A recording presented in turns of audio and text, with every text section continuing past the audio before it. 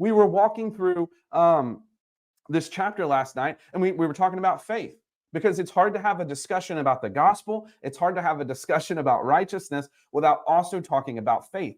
And faith is not mental certainty. See, a lot of people, they're waiting for faith.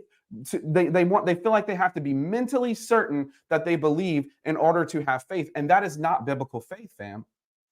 We all exercise faith every single day.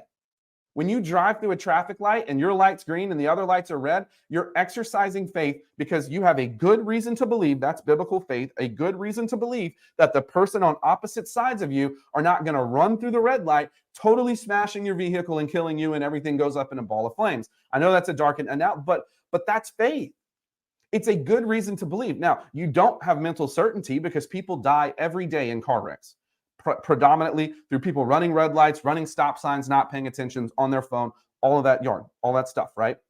But that's faith. You have a good reason to believe that when you drive through that intersection, you won't be crushed because there's laws governing it. You have faith that the fellow humans around you won't violate those laws, right?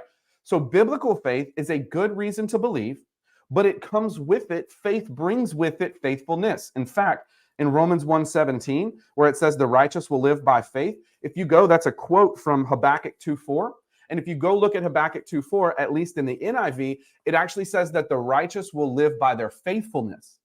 And so the word faith can actually be translated faithfulness. In fact, the two are inseparable. Why am I talking about this in terms of the gospel? Because if the gospel that you believed doesn't produce faithfulness in your life to Jesus, then you may not be believing the right gospel.